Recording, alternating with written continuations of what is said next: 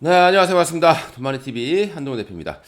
자, 오늘 시장 점검, 긴급하게 좀 해보도록 하겠습니다. 이제 일사년이 시작이 됐습니다. 그동안에 우리나라 증시가 전 세계에서 꼴찌의 수익률을 기록했습니다. 그걸 반대로 얘기한다면, 낙폭이 크다. 이렇게 볼 수도 있는 거고요. 과매도 되어 있다라고 볼 수도 있습니다. 그러니까 언젠가는 저평가 매력이 생길 수도 있다라는 거죠. 자, 이제 언제 생기느냐가 중요한데, 자, 그동안에 이제 우리나라 증시는 12월까지 계속해서 하락세를 보여왔었고, 양도세 회피 물량 어느 정도 끝나고 나서부터 코스닥이 일단 반등세를 보였고, 자, 그리고 이제 코스피까지 좀 반등하는 그런 모습입니다. 워낙 많이 빠져 있기 때문에 지금 국내 지수가 뭐 지수만 본다라면 그냥 요 정도 빠진 정도입니다. 자, 그런데 지수가 중요한 것이 아니라 종목들의 흐름들을 보게 되면 저거의 몇 배씩 빠져 있다라고 보시면 되겠습니다. 자, 결국에는 외국인들 그동안에 이제 계속해서 매도를 해 왔었고, 자, 미국으로만 돈이 계속 쏠리는 그런 현상이 있었죠. 우리에게 이제 최악의 시나리오는, 자, 미국이 급등할 때 못 가고 미국이 빠질 때 같이 빠지는 게 최악의 시나리오죠. 그러니까 미국이 올라가다가 조정을 받게 되면 과거부터 계속 이 시속 게임이라는 게 있죠. 무거우면 내려오고 가벼워지면 다시 올라가는 이런 흐름이 이제 시속 게임이잖아요. 그러니까 주식도 이제 그런 시속 게임이 있습니다.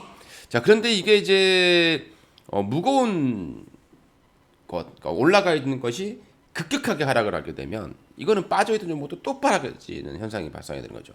자, 그런데 올라갔던 것이 서서히 빠진다라고 하면 밑에서 종목들이 좀 올라오는 흐름들이 많이 발생해야 되는데, 결국에는 우리에게 가장 중요한 것은 미국이 크게 조정받지 않는 상태에서 조정을 받는 겁니다. 그러니까 조정의 폭이 크지 않은 상태에서 힘이 좀 딸리게 되면 그동안에 가장 많이 빠져 있었던 국내 증시에 일단 외국인들이 살짝 구미를 당길 수 있겠습니다. 자, 중요한 건 이제 우리나라의 경제 상황이라든가 이런 부분을 보게 되면 여전히 굉장히 어렵죠. 좋은 건 뭐 한 개도 없는 상황입니다. 자, 그런데 최악의 상황이라는 거죠. 그러니까 주식이라는 것은 선반영하지 않습니까? 그러니까 최악의 상황이 지나면 또 낙폭이 크다 보면 균형 맞추기가 발생하게 되는데, 최근에 이제 반도체라든가 이런 섹터들 뭐 삼성전자를 필두로 해서 너무 많이 빠져 있었고요. 자, 그리고 2차 전지 뭐 에코프로 같은 종목들 보게 되면 반등 나왔다가 또 하락하고, 반등 나왔다가 또 하락하고, 이런 흐름들이 지금까지 한 2년 동안 계속해서 반복돼서 이루어졌습니다. 그러니까 올라왔다가 저점을 깨고, 올라왔다가 또 저점을 깨고, 또 올라왔다가 저점을 깨는 흐름이죠. 자, 언젠가는 그럼 저점이 높여지는, 중요한 것은 저점이 높아져야 되는 건데 지금까지 저점이 높여지지 못하고 있다는 게 가장 큰 문제점입니다. 반도체 같은 경우에는 조금 얘가 다른 것 같아요. 최근에 이제 반도체는 조금 저점이 높아지는 종목들이 좀 있어요. 그러니까 여기 보시게 되면 한미 반도체 저점이 깨졌다가 높아지는 모습이지 않습니까? 그러니까 주식을 할 때는 이렇게 저점이 높아지는 걸 찾아내야 되는데 지금 에이징랜드도 그렇고 저점이 좀 높아지는, 자, 이런 흐름들이 발생하고 있죠. 그래서 2차 전지는 여전히 좀 어두운 상황입니다만은 반도체는 너무 우리가 이제 미국의 트럼프 당선 이후에 아주 과하게 지금 반응이 되어 있는 상황입니다. 그래서 이제 반도체 관련 종목들이 최근 들어서 좀 바닥을 치는, 자, 이런 흐름들이고요.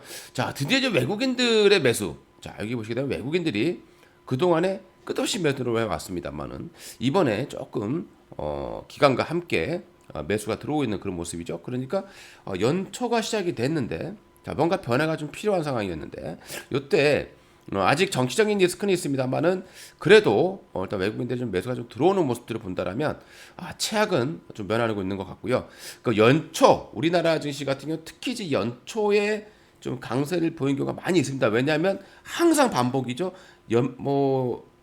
연초에 강소 보이고 그걸 쭉 밀렸다가 12월까지 계속 밀렸다가 또 연초에 또 상승하는 이런 흐름들이 많이 발생합니다. 물론 이제 이런 일월 효과라고 하는 것은 원래는 이제 미국에서 있었던 부분이었는데 최근 들어서는 국내에서 조금 더 이런 현상들이 많이 나오고 있습니다.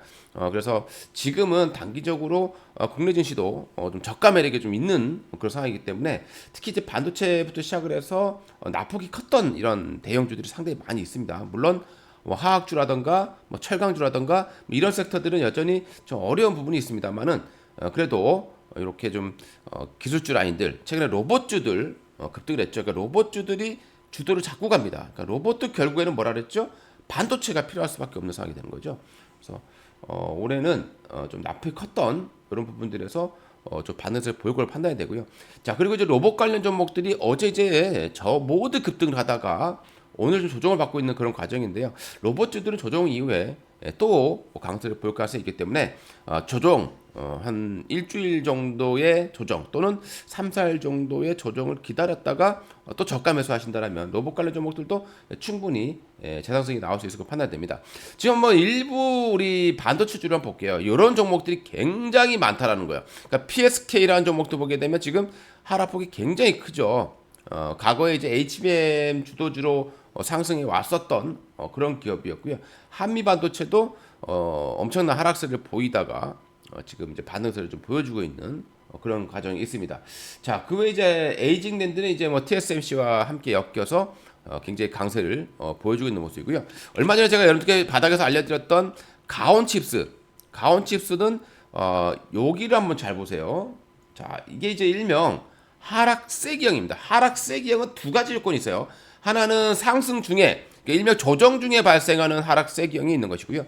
아니면 아예 그냥 하락 추세, 빠질 만큼 빠진 상태에서 나오는 하락세기형이 있습니다. 요게 하락 중에 발생하는 하락세기형이었죠. 이거는 결국에는 매물이 소진되어 간다라는 뜻이게 된 거죠. 그래서 요 상단을 뚫을 때 매수가 되는 건데, 지금 이 가온칩스 같은 경우 역시 저점이 높아지고 있죠. 그러니까 힘이 조금, 그러니까 우리가 2차 전지와 반도체를 딱 두 개만 넣고 본다라면 힘이 조금 더 강한 쪽은 그래도 아직은 반도체 쪽이다라고 보시는 게 좋을 것 같고요. 뭐 자람 테크놀로지 같은 경우에도 이미 저점을 높여주면서 많이 올라오고 있는 상황입니다. 아직 못 올라왔었던 그런 종목들, 저는 이제 제주 반도체 같은 경우에도 정말 많이 주가가 빠졌죠. 근데 최근에 보시게 되면 삼성이 또 AI 노트북 또 추가적으로 출시를 한다라는 내용이 나오고 있고요. 그 외에 이제 LPDDR 같은 경우는 로봇에서도 필요할 수가 있다라는 겁니다. 제주 반도체 역시 좀 바닥에서 저점을 높여주면서, 저점을 높여주면서 가죠. 그러니까 이런 경우는 충분히 도전을 해볼 만한 그런 섹터다라고 판단이 됩니다. 지금 이제 여러분들께 반도체 관련 종목들, 납폭 과대 종목들 중에 몇 개 좀 찍어드렸는데 여러분들 추세 참고하시고 연초만큼은 이게 뭐 반도체가 또 계속 간다라고 표현을 드리기 좀 어렵습니다. 납폭이 워낙 컸고 그에 따른 기술적 반등, 그게 또 연초에 발생할 수 있다라는 거 참고하시고 대응해 주시기 바라겠습니다. 이상 한동훈 대표였고요.